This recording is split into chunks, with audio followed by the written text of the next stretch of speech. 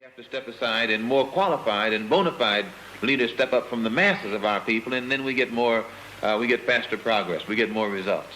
The Afro-American or American Negro intellectual perhaps permitted himself to be used in a way that wasn't really beneficial to the overall Afro-American struggle. But I think today these intellectuals have begun to undertake a new appraisal of the problem, looking at it as it actually is, and are beginning to see it more in the international context and the relation that it has with the African struggle. Hello family, it's African Esquire and I'm here with a new video. Well, for the past 10 years, the struggle in America has been confined to what has been projected to the public as a civil rights struggle. And in that context, it has remained a domestic problem. It has remained within the jurisdiction of the United States. And as such, it has been impossible for the Afro-Americans or American Negroes to try and enlist the support of other dark-skinned people who are being oppressed the world over in that struggle. And the difference now in the direction that the struggle is taking from the direction that the struggle has been going in the past, there are many of our people who are thinking more deeply and more broadly and are beginning to see the importance of lifting it out of the national context or out of the domestic context or beyond the jurisdiction of the United States government. And the only way this can be done is by internationalizing the problem and putting it at a level where it can be taken into the United Nations, and then all of the other independent nations on this earth can involve themselves in our struggle and support us. And the only way by which this can be done, instead of it being called civil rights in the future, we're going to have to label it a human rights struggle or the struggle for human rights.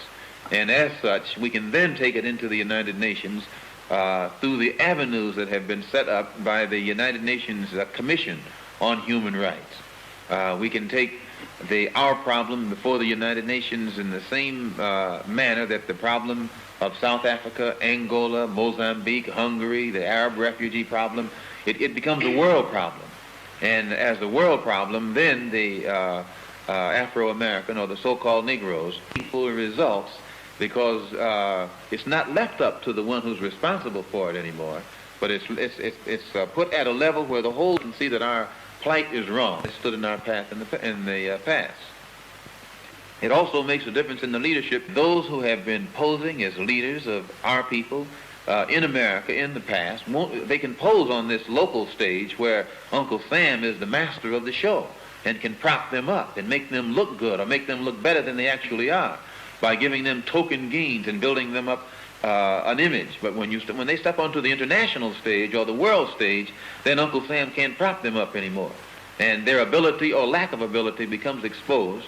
And if they can lead us forward, they remain leaders. But if they can't, then they have to step aside and more qualified and bona fide leaders step up from the masses of our people, and then we get faster progress. We get more results. The Afro-American or American Negro intellectual perhaps permitted himself to be used in a way that wasn't really beneficial to the overall Afro-American struggle. But I think today these intellectuals have begun to undertake a new appraisal of the problem, looking at it as it actually is, and are beginning to see it more in the international context and the relation that it has with the African struggle. Hello family, it's African Esquire and I'm here with a new video. So news came out today that the United States government plans to withdraw from the United Nations Human Rights Council.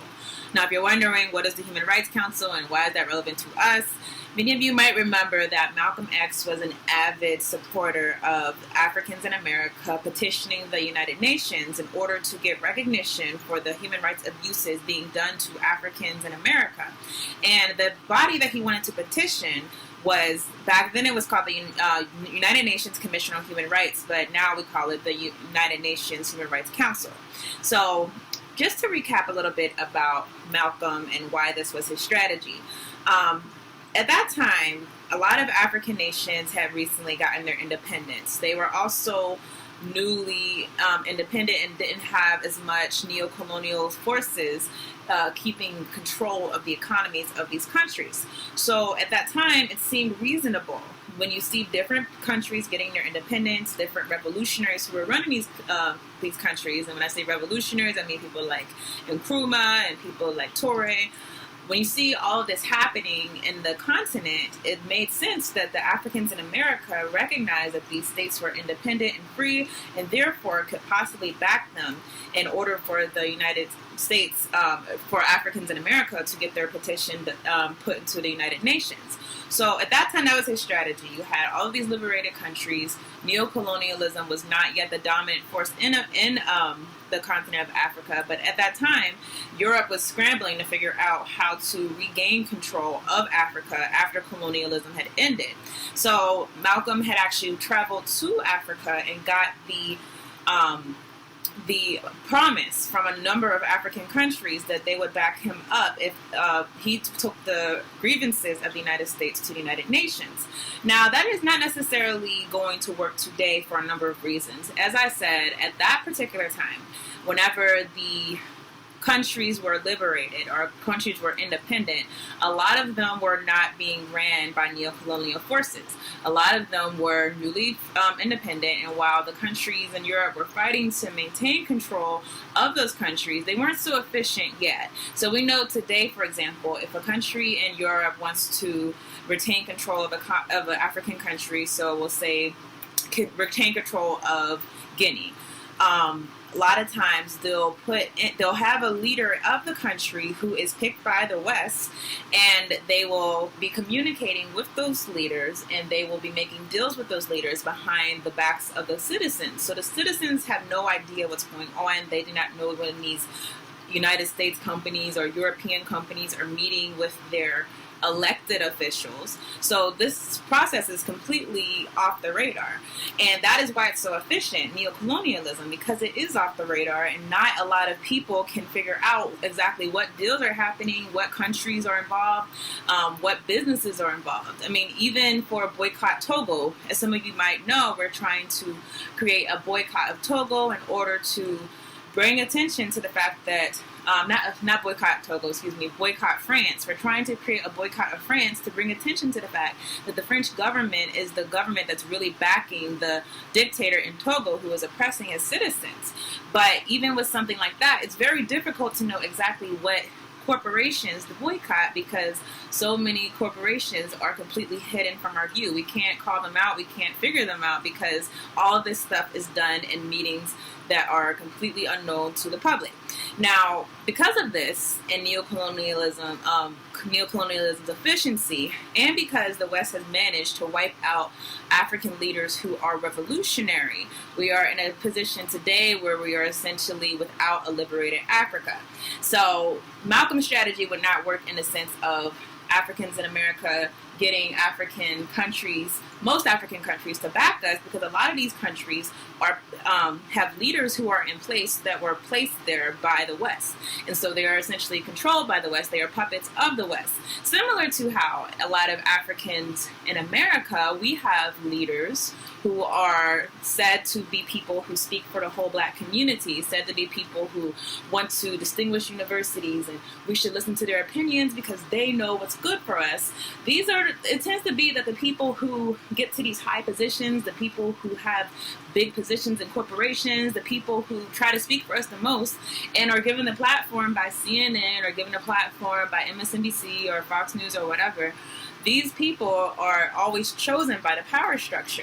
So I would say look at that as analogous, the same way that we might look at these people and say, you don't represent us, you don't come to the black community, you don't speak the voice of the people. That's a similar thing as what's going on in Africa, because a lot of these people are placed there by Western powers, and therefore they're not representing their citizens, they're essentially representing the interest of the West. Now, even though Africa is not liberated, and really not as close to liberation as it was back in the 60s, Does that mean that Malcolm's strategy is obsolete? I would say absolutely not. It's not obsolete because now we have a whole nother issue. And that is the issue of neocolonialism. Back whenever the United Nations started recognizing African countries, they admitted that colonialism was wrong, although they still allowed the practices of colonialism, such as places like Puerto Rico and other places. But while they admitted that the colonialism was wrong, they weren't willing to enforce those that they were willing. While they admitted that colonialism was wrong, there was no need to enforce colonialism being wrong because the West at least was saying that they were no longer colonizing countries. But the United Nations has never ever stood up against neocolonialism. And if all the things that the United Nations say is a big issue, for example, they have groups that solve issues as far as women's issues, groups that solve issues as far as children, poverty, healthcare. All of these are supposedly important issues to the United Nations. Why would they not talk about the issue that is at the heart of it, and that is neocolonialism? Neocolonialism is what causes there to be a culture in these countries, and not just a culture, but an economic landscape where these people are deprived of all of their necessities. They're deprived of the resources that are in their own country, and that is really what creates the conditions that United Nations is saying that they want to solve. If they want to solve poverty in Africa, then why would you not talk about the fact that the West is the one that's causing Africa to be poor? Why would you not condemn the United States, condemn Europe, condemn China now more and more?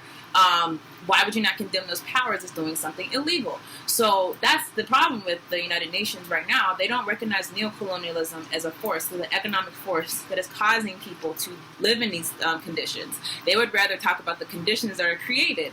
For example, you could talk about issues in the communities in America. You could say, well, there's issues with fatherless homes, or there's issues with people robbing each other. But if you're not willing to deal with the heart of those issues, which a lot of it is psychological, but a lot of it is economic, then you're just talking about the issues that are going to happen repeatedly, and no one's going to solve them. No one's going to address them because no one's talking about what is the heart of these issues and what is really causing our people to suffer.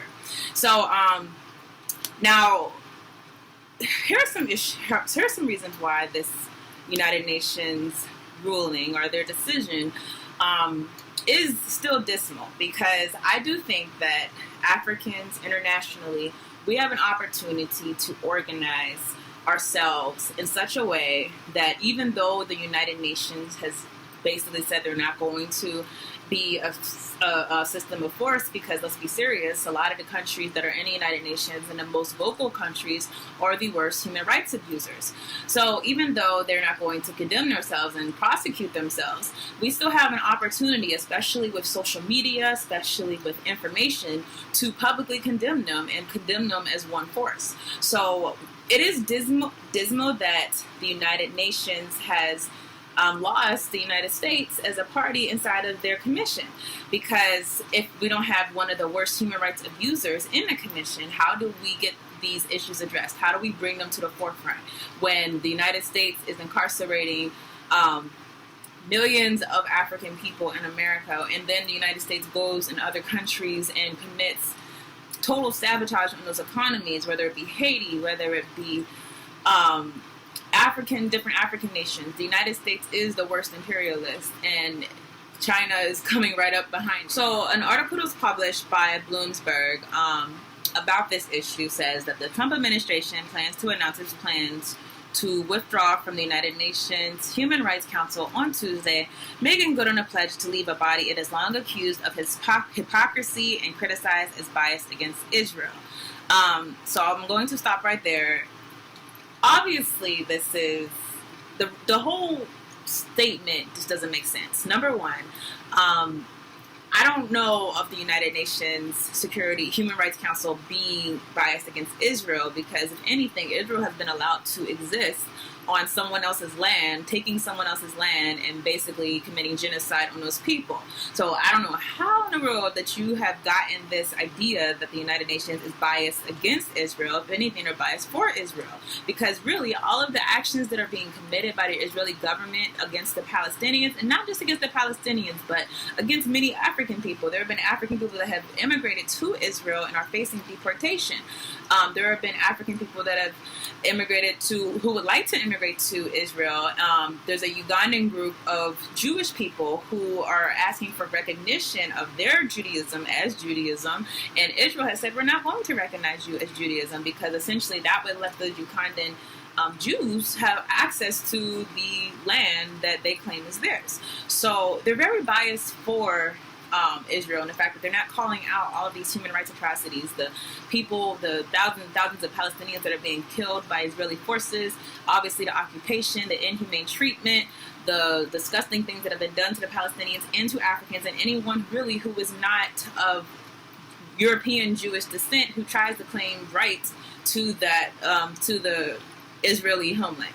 Now, it goes on to say that the 47-member council, created in 2006 and based in Geneva, began its latest session on Monday with a broadside against President Donald Trump's immigration policy by the UN High Commissioner for Human Rights. He called the policy of separating children from parents crossing the southern border illegally unconscionable. Now, I think it's interesting that is what prompted so much discussion. Obviously, it's horrible what's being done to immigrant families, being separated from children, the parents being separated from children being kept in cages, and there's been photos that corroborate the statements that have been said that this is actually happening. But it's interesting that is being called out right now when we know that the United States has a very long history of separating families. We know that the United States has a very long history of inhumanely treating children.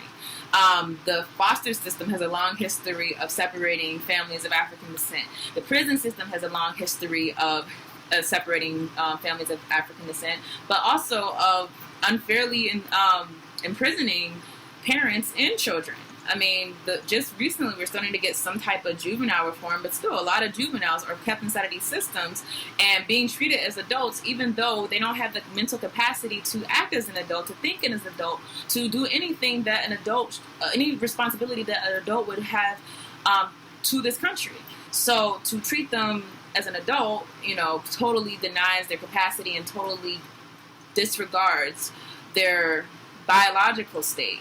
So the United States has been doing this for a long time, but, the media essentially chooses specific scenarios in order to try to bring attention to things that are being done. I would argue that the media intentionally picks scenarios and picks instances that are happening that are not going to affect the mass of Americans. Because while there are some people who are being separated from their children, undoubtedly, there's many more people that are being separated from their children in prison than are being separated at these borders. So the article goes on to say the U.S. withdrawal comes as little surprise. National Security Advisor John Bolton opposed the body's creation when he was a U.S. ambassador to the United Nations in 2006. In a speech to the council last year, Haley called out the body for what he said was relentless pathological campaign against Israel. She also urged expelling members of the council that have pure human rights abuse records themselves. Other members include China, Egypt, and Saudi Arabia. So the funny thing about this to me, of course, is I really do think that what the United States has done as far as imperialism and then also just things domestically, I don't think we completely understand how crazy it is, how many people are incarcerated in this country. The unfathomable numbers, mostly of African people. The total separation of children and the total destroying of neighborhoods and communities. I don't think we totally understand just how serious these things are. So the United States is, to me, the worst human rights abuser. And it does it more efficiently than anyone else because they can do so while pretending to be humane. They can do so while sending peace courts to different countries or sending aid to other countries, and we know that aid can certainly be loans that are going to have very high interest rates and put these same countries in debt. So the idea that the United States wants to withdraw from the council because there are other countries that commit human rights abuses, in spite of the United States having some of the worst human rights abuse records, and I would say the worst historically, when you look all the way back to obviously enslaving Africans, but also wiping out an entire population of people in order to build a civilization on this land, dropping the atomic bombs. I mean, just the history of this country is bloodshed after bloodshed. The fact that the United States has the nerve to say that other countries should not be in this council because they have horrible human rights abuses just shows the hypocrisy, and I would say the pathology of racism. If you're not killing people who are European, then the pathology of racism really makes you feel like you're still good. You could kill African people, you could kill Native Americans, you can kill Palestinians, but you're still good because you're not killing people who look like European or who are European, or of European descent. So the idea that you have a moral superiority, it's very documented throughout history. The same way you'll have people lynching African people, yet these same people will fight against you if you try to touch one of their children or whatever. They feel like they have the moral stance to do that because in the pathology of racism, you really do believe that black is bad and white is good, and therefore, whenever you do bad by a black, you are completely justified. So,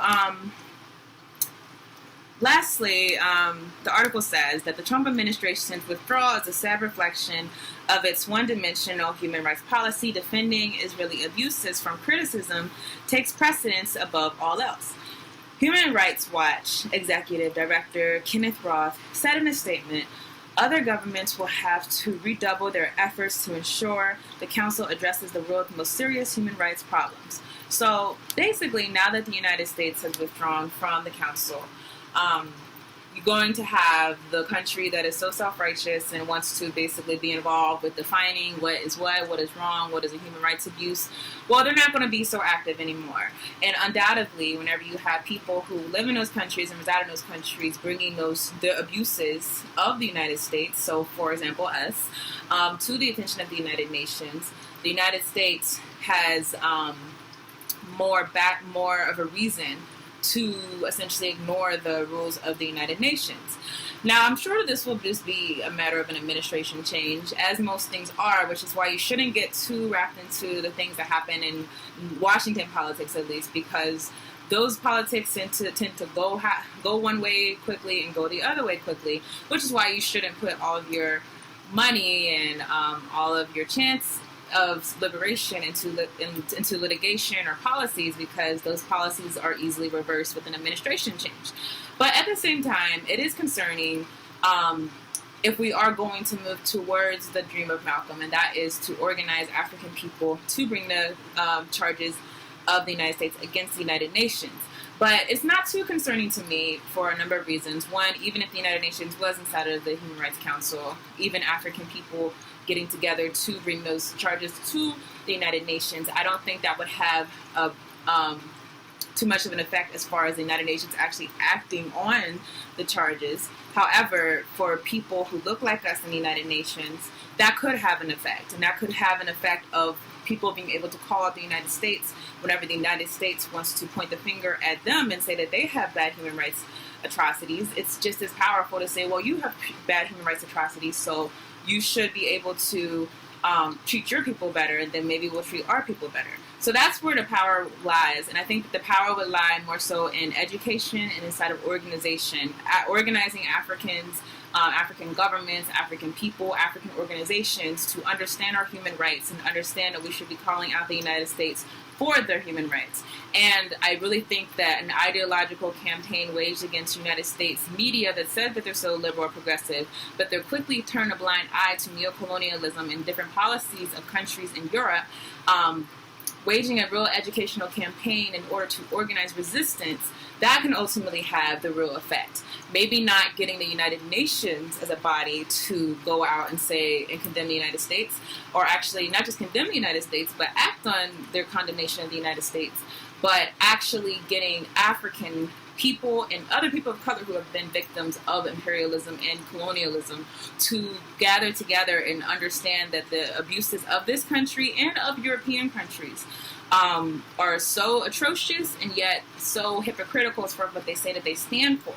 Therefore, we should organize and be able to, even if the United Nations won't recognize the human rights, let's recognize them among ourselves and organize in that capacity, and then find a way to link our resistance to each other. So that's all I have for this article. I'd love to know what you think. Are you like me? Do you think that the United Nations really doesn't mean much as far as actually doing things?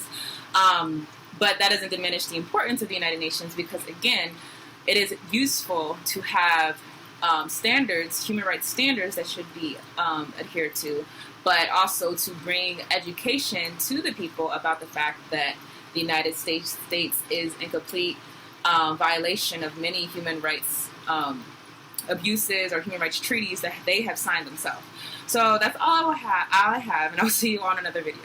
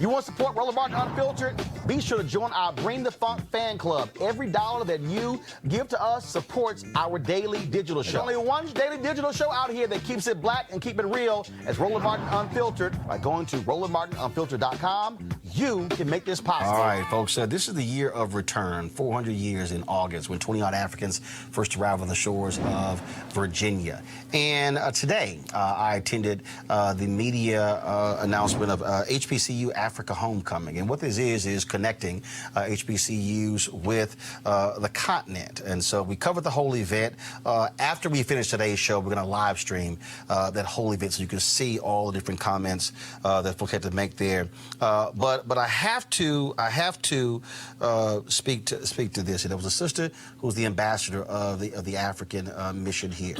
And she opened this thing up, and I really want you to hear what she has to say, because she makes a direct connection between what the colonizers did to the continent in 1884 to also what is happening today in terms of this whole dysfunction that exists with Africa, but also with those of us who our ancestors come from the motherland. And so I want to play this for you, which is an excerpt from what she had to say. Then we're going to chat with it about our panel. I really think you're going to be blown away about what she has to say. Go right ahead. We were way ahead of them in our civilization. They set out to destroy us. And Berlin Conference put the nail on that coffin. So they gave Djibouti the same sovereignty as the United States. They gave Burundi the same sovereignty as China. They gave Togo. You see, the EU realizes individual little countries, they can't survive on the world stage. So they come together as the European Union. Now picture this now. So they cut up this Africa into the tiny little countries, small economies that could never survive on their own, but gave them the same sovereignty as the big boys. So that way, when the little bitty countries go to the world stage for the purposes of development and discussing trade, they're wannabe boxers who are being thrown into the heavyweight boxing ring every day. How do you put China in the same boxing ring with Eswatini? Eswatini has 1.2 million people. China has 1.4 billion people. And you put them on the same stage and say, go at it, negotiate. Are you with me? Yes. This is insanity of the highest order. How have we allowed this carnage to go on? When Eswatini is thrown in the same boxing ring with China and Eswatini collapses before Eswatini even gets on the stage, the world says, well, Eswatini, what's wrong with you? Why can't you take care of your people? Well, China came in and said, Eswatini, give me all your gold or else. And if Eswatini does not agree, they just go on next door to Lesotho and give Lesotho an extra $1. And if Lesotho doesn't take it, they just jump on to Togo, Central African Republic. It was all by design. 1884. They did something else in addition to chopping us up. They also set out to make the African believe that everything African was bad and undesirable, and everything Western, particularly French and British, was more desirable. We call that the legacy of colonization. Prior to that, they had started long working on the slaves. Make them think everything about them, forget anything about Africa. Where you come from is a horrible place, diseased and dying people, constantly at war with themselves, uncivilized. Cut out any communications with them. You need to just know what we tell you. And we call that the legacy of slavery. So that's where you look at where we are today. 135 years later, a system that was put in place to see to it that Africa and her children are forever defeated, that Africa is forever exploited, remains in place today, alive and well. And we sit here and we ask ourselves, why isn't Africa moving forward? Why does Africa continue to be taken advantage of? Well, I'll tell you why, very simply. Until Africa comes together as a continent speaking with one voice, one continent, one people, nothing, and I repeat, nothing is gonna change. As individual little African countries, we are wannabe boxers. We will never make it fighting against the heavyweights. We must speak with one voice. Yeah. And this is exactly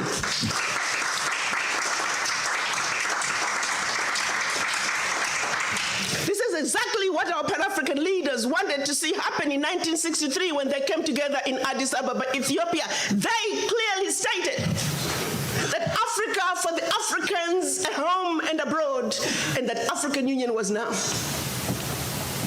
They said Africa must speak with one voice.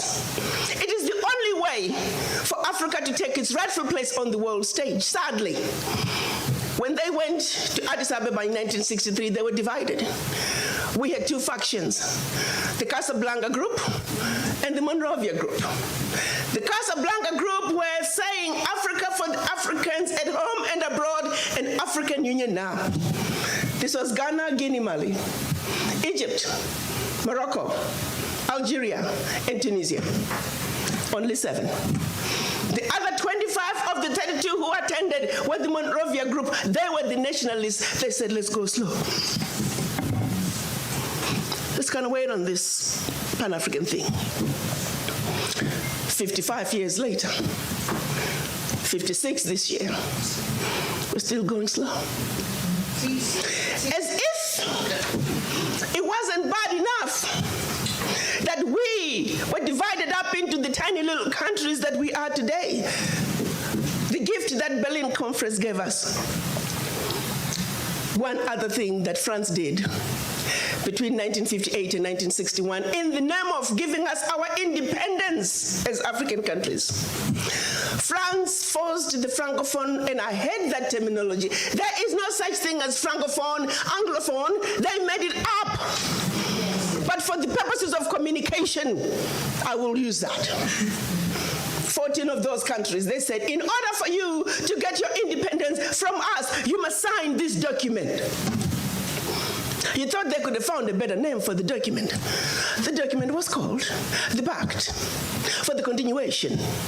I repeat, the Pact for the Continuation of Colonization. We are talking about giving you independence, but sign this pact for the continuation of colonization in a different format. And I'm going to highlight some of those issues that they said you must agree to if you are going to be independent. Hello. Maybe we need to redefine the meaning of independence for the French.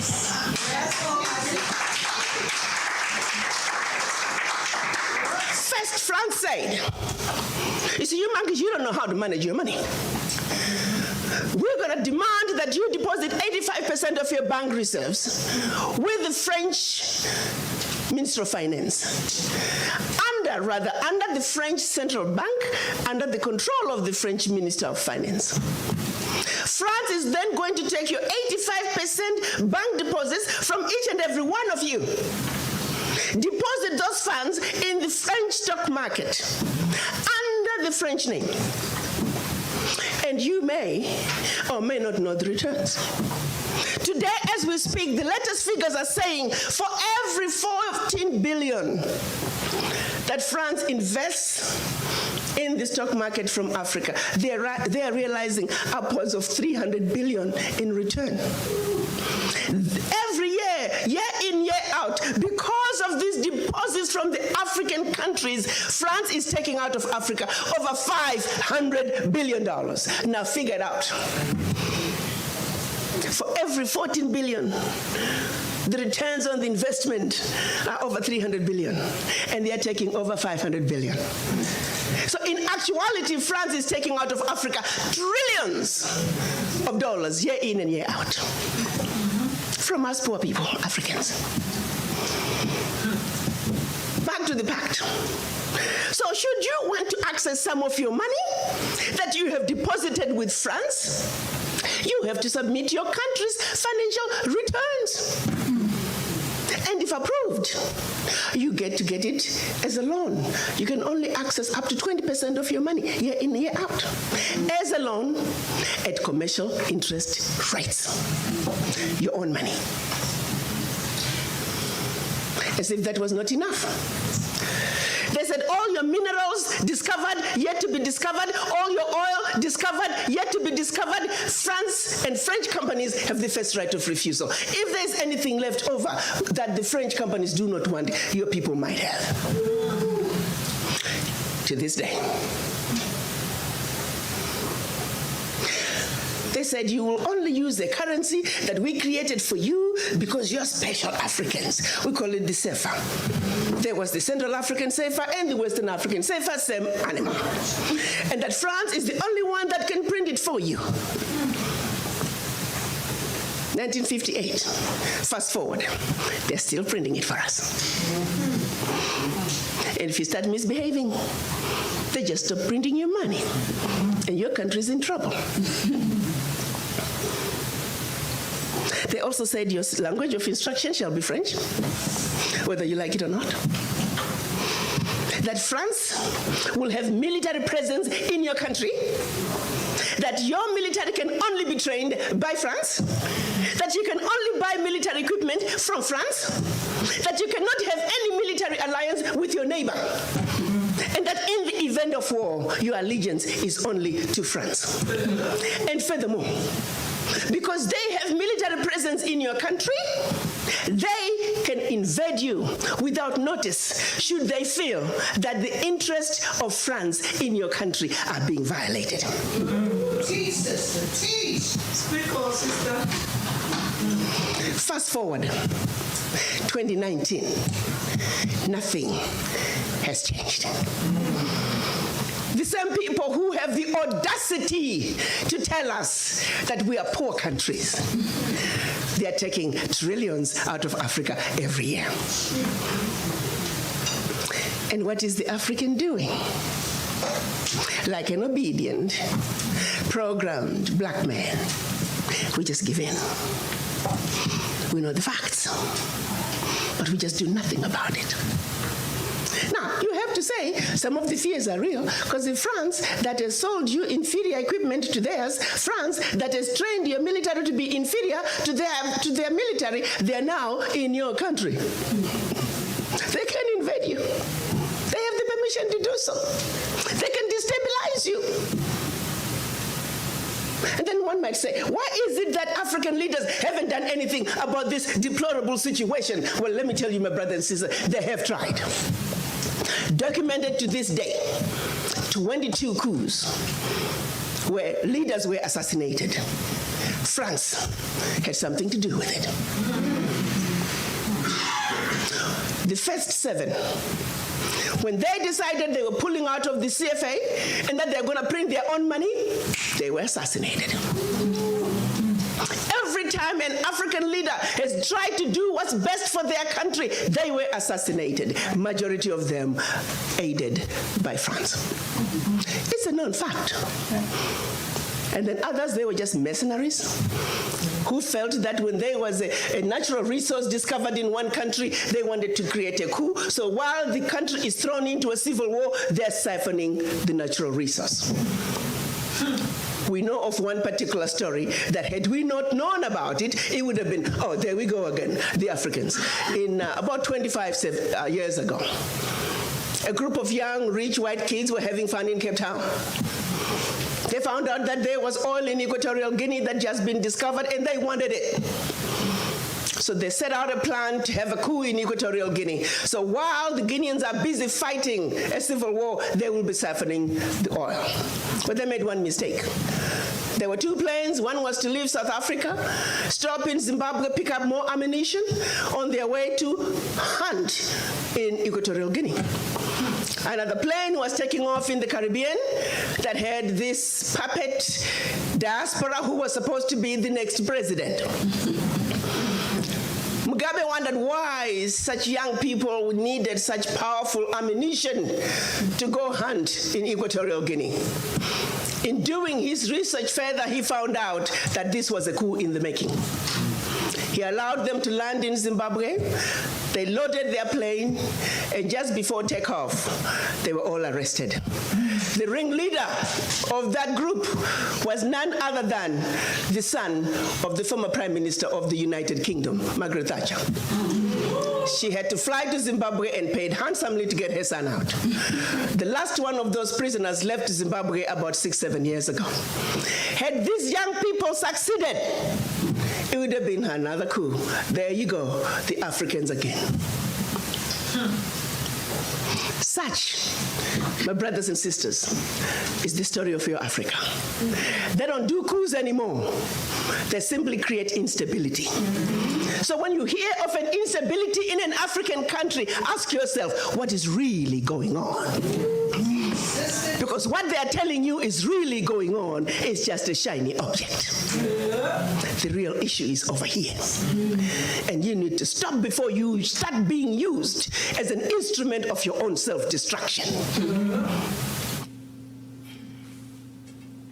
She's did it. That is so powerful, and it's so true. I spent a lot of time on the continent, and it is beyond disturbing to see the after effects of the reality of the exploitation that continues to go on there. And I am so happy that she had the opportunity, that you got the opportunity to capture her breaking that down. Because one thing I can say that I think is important that African Americans understand is that white supremacy is stunningly consistent. I don't care where it appears on this planet. If it appears in the form of colonization of the motherland, if it appears in the form of slavery, white Jim Crow, and oppression here in America, if it appears in the form of oppression of our brothers and sisters in South America, it is stunningly consistent. They utilize the same methods everywhere, killing our leaders, exploiting us economically. It is the same. And so when we try to segregate ourselves and say that as African Americans, our experiences are way different, let me just say, we do have a distinct culture, but we have a very similar history and a very similar contemporary reality when it comes to dealing with the after effects of supposed white supremacy. So Shannon, what this initiative is that, first of all, there were... The floor to the representative of the United States. Thank you, Mr. President. The Jewish people are a patient people. Throughout 3,000 years of civilization, foreign conquest, exile, and return, Jerusalem has remained their spiritual home. For nearly 70 years, the city of Jerusalem has been the capital of the State of Israel, despite many attempts by others to deny that reality. The American people are less patient. In 1948, the United States was the first nation to recognize the independent state of Israel. In 1995, the U.S. Congress declared that Jerusalem should be recognized as the capital of Israel and that the U.S. Embassy should be located in Jerusalem. Presidents Clinton, Bush, and Obama all agreed with that position, but they did not act. They delayed in the hopes that a peace process would produce results that never came. For 22 years, the American people have overwhelmingly supported that position, and they have waited and waited. This week, President Trump finally made the decision to no longer deny the will of the American people. It's important to be clear about exactly what the president's decision does. The president has announced that the United States recognizes the obvious, that Jerusalem is the capital of Israel. He has also instructed the State Department to begin the process of relocating the U.S. Embassy from Tel Aviv to Jerusalem. That is what the president has done, and this is what he has not done. The United States has not taken a position on boundaries or borders. The specific dimensions of sovereignty over Jerusalem are still to be decided by the Israelis and the Palestinians in negotiations. The United States has not advocated changing any of the arrangements at the Temple Mount Harim al-Sharif. The president specifically called for maintaining the status quo at the holy sites. Finally, and critically, the United States is not predetermining final status issues. We remain committed to achieving a lasting peace agreement. We support a two-state solution if agreed to by the parties. Those are the facts of what was said and done this week. Now there are a few more points that are central to the discussion of this issue. Israel, like all nations, has the right to determine its capital city. Jerusalem is the home of Israel's parliament, president, prime minister, Supreme Court, and many of its ministries. It is simple common sense that foreign embassies be located there. In virtually every country in the world, U.S. embassies are located in the host country's capital city. Israel should be no different. The United States took this step in full knowledge that it will raise questions and concerns. Our actions are intended to help advance the cause of peace. We must recognize that peace is advanced, not set back, when all parties are honest with each other. Our actions reflected an honest assessment of reality. I understand the concern members have in calling this session. Change is hard, but we should never doubt what the truth can do. We should never doubt that when we face the truth, believe in the human spirit, and encourage each other, that peace can happen. To those who have good faith concerns about the future of peace between the Israelis and the Palestinians, let me again assure you that the President and this administration remain committed to the peace process. To those who do not act in good faith, to any person, leader, country, or terrorist group that uses this week's decision as a pretext for violence, you are only showing yourselves to be unfit partners of peace. Finally, I will not let this moment pass without a comment about the United Nations itself. Over many years, the United Nations has outrageously been of the world's foremost centers of hostility towards Israel. The UN has done much more damage to the prospects for Middle East peace than to advance them. We will not be a party to that. The United States no longer stands by when Israel is unfairly attacked in the United Nations. And the United States will not be lectured to by countries that lack any credibility when it comes to treating both Israelis and Palestinians fairly.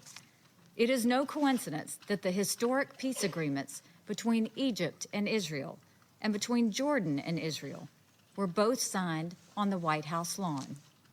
If and when there's a historic peace agreement between Israelis and Palestinians, there's a good likelihood that it too will be signed on the White House lawn. Why is that? It's because the United States has credibility with both sides. Israel will never be, and should never be, bullied into an agreement by the United Nations or by any collection of countries that have proven their disregard for Israel's security. To my Palestinian brothers and sisters, I can tell you with complete confidence that the United States is deeply committed to achieving a peace agreement between the Israelis and the Palestinians. We have demonstrated that commitment over many years and with the investment of large quantities of financial resources and diplomatic energy. Sadly, peace between the two sides has not been achieved, but we will not give up.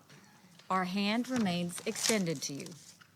We are more committed to the cause of Israeli-Palestinian peace today than we've ever been before, and we believe we might be closer to that goal than ever before. Both Israelis and Palestinians have very real stories to tell, painful stories of challenges, distrust, and destruction. But this conflict is not just about the past. It must not be about all of those painful stories. It must be about future generations. Palestinian and Israeli children both deserve a future of peace, one no more and no less than the other. When those children are grown, they should look back and look to this time when the parties genuinely negotiated for their sake. These Palestinian and Israeli children deserve to have hope of a brighter and more peaceful future. Our wish and prayer is that this is the time both sides stop thinking about present needs and start thinking about future generations. I urge all countries in the Security Council and in the Middle East to temper their statements and their actions in the days ahead. Peace remains achievable. We must all do our parts to achieve it. Thank you. I thank the representative of the United States for her statement. I give the floor to the representative of China.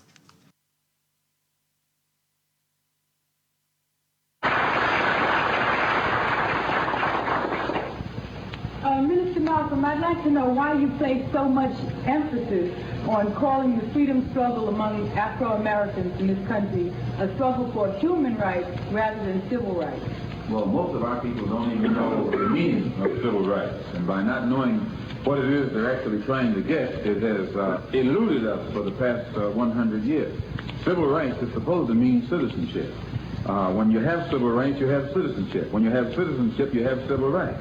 And if the 22 million Afro-Americans were actually citizens of this country, it wouldn't be necessary to pass any kind of additional legislation to include us in the Constitution. If you notice, whenever the people come here from Europe, they can come here from Poland, which is a communist country.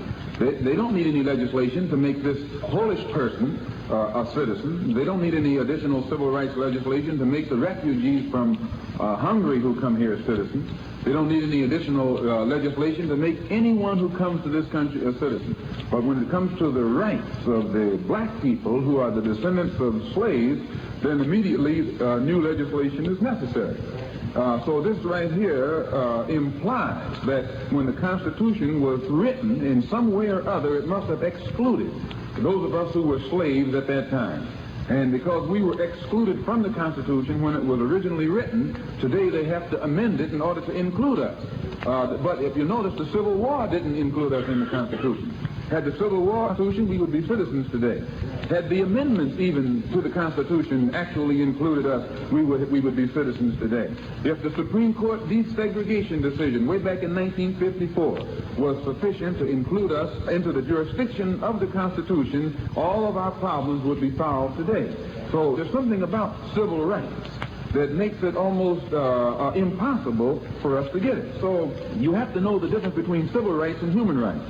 As long as our people are begging for civil rights, or they are labeling their struggle for freedom, justice, and equality under the label of civil rights, then what they do is leave us in the jurisdiction of Uncle Sam's courts. And it's actually Uncle Sam who is guilty of all of the violation of our rights that have taken place in this country. So when you go to Uncle Sam to try and get some kind of redress over civil rights violations, you're taking your case to the man who's responsible for the violation. So the only way our people can really get some meaningful results, it has to be taken out of Uncle Sam's hands and taken into a world court. And the world court that has been set up to listen to the complaints of human rights violations is in the United Nations. Human rights are international, and civil rights come within the jurisdiction of the country where these rights are violated. Some people may wonder why our brothers from Africa and Asia have not spoken out more boldly or without compromise on the injustices that the 22 million Afro-Americans experience in this country. They can't speak out. As long as these injustices are labeled by us as civil rights, then this remains a domestic issue, and none of our people from abroad, because of protocol, can become involved in Uncle Sam's domestic problems. So all the civil rights groups have to do is expand the struggle from civil rights to human rights. And once it is expanded to the level of human rights, then this puts us in a position to charge Uncle Sam with violating the UN Charter on Human Rights. We can take it before the United Nations, and other nations of this earth can then side with us and indict Uncle Sam for the mistreatment of 22 million Afro-Americans. The very fact that the struggle of the black people in South Africa, or I should say the injustices that have been experienced by black people in South Africa has come before the UN, or the injustices experienced by our own people again in Angola has been brought before the UN. Even the oppression of the Hungarians has been brought before the UN. The plight of the Jews in Soviet Russia, and there's only 3 million of them in Russia, has been brought before the UN. Well, then why hasn't the problem of the 22 million Afro-Americans come before the United Nations? It has not come before them because the leaders of the civil rights struggle don't understand what civil rights actually amount to. When they are mature to the point where they can see that their present struggle has kept them under Uncle Sam's jurisdiction, and Uncle Sam is not morally capable of solving this problem, then they will shift it out of the courts of Uncle Sam and take it to the courts of the United Nations on the level of human rights, and we'll get some kind of meaningful results. As long as we keep it at the civil rights level, we alienate the support of our brothers and sisters in Africa and Asia. But when we shift it to the level of human rights, we have the support of billions of black, brown, red, and yellow people from all over this earth behind us. The United States is a great world power and has in the past exercised a lot of control and power within the United Nations.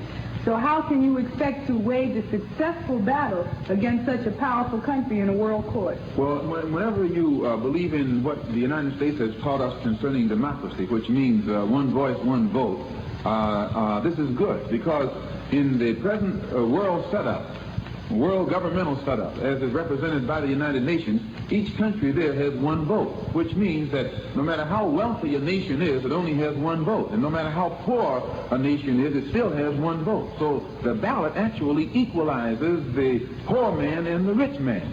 Back when the United Nations was set up, it consisted largely of white nations, because most of the dark nations were then colonized and weren't independent. Since the dark nations have gained their independence and have emerged on the scene, today in the UN you have more dark nations who are in a position to vote in a bloc than you have white nations. So that we have a situation now where the grouping together of the dark nations who formerly were colonized has given them enough political power to offset the military power and prestige of these mighty white nations of the West. And it is their support. It is only in the United Nations, where everyone has the ballot, where everyone has equal vote, that the plight of the black man can be given a just hearing, and the weight of the dark world can come down on our side and balance the scale on our side. But whenever you take it into the white man's court, you never will get justice, because the white man is the guilty one who committed the crime in the first place. It's like taking your case from the wolf to the fox to take it to Washington, D.C.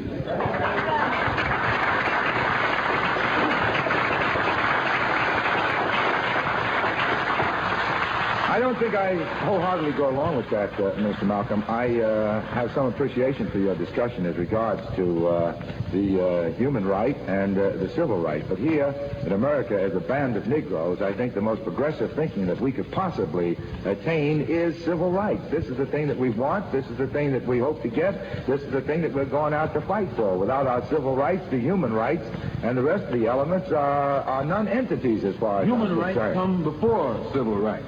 That may be so, but the civil rights are an important factor. You can never get civil rights until you have human rights.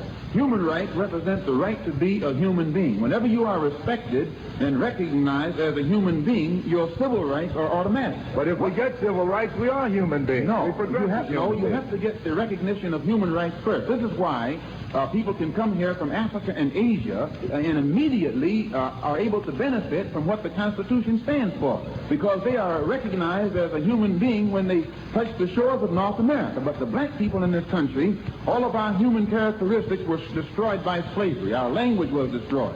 Our history was destroyed. Our culture was destroyed.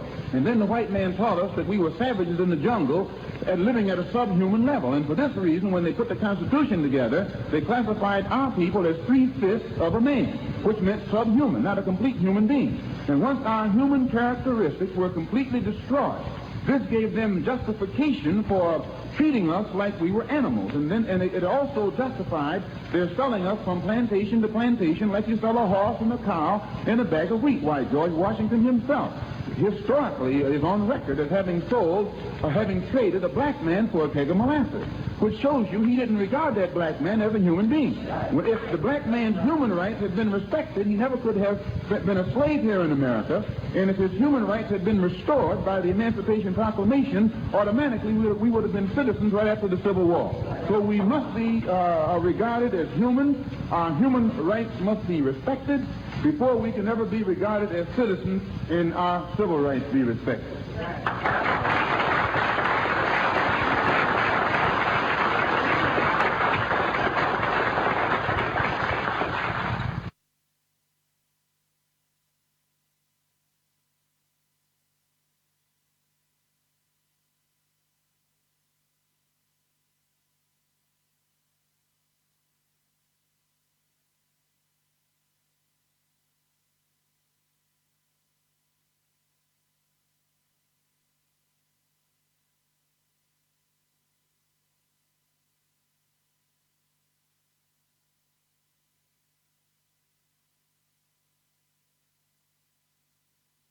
First things first, we look upon the so-called Negro in America as a sick man.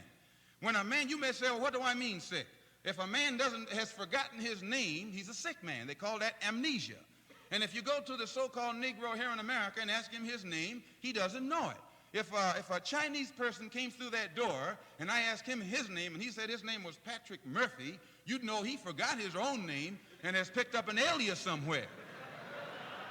So we who follow the Honorable Elijah Muhammad, when we see so-called Negroes named Murphy and O'Toole and Johnson and Smith and Powell and Wright and Wilkins, which are all English and Irish names, we think that they look just as much out of place as a group of Chinese would look wearing those same names. And they wear these names because they don't know their own name. They have lost their identity, their own identity. So this is amnesia. And by not knowing themselves, when a man doesn't know himself, he doesn't know what belongs to him. He could be the richest man on this earth, but by having lost his identity, he'll walk around like a pauper. So here we have 20 million black people in America who are wearing the names of their former slave master. And by suffering a form of amnesia, they don't have a name of their own, so they've taken your name. They don't know their own language, so they've taken your language. They don't have a history of their own, so they let you tell them what their history is. And that, in essence, is that you found them in the jungle someplace with a spear chasing white people in a cannibalistic way to try and give the impression that white meat is the only good meat to eat.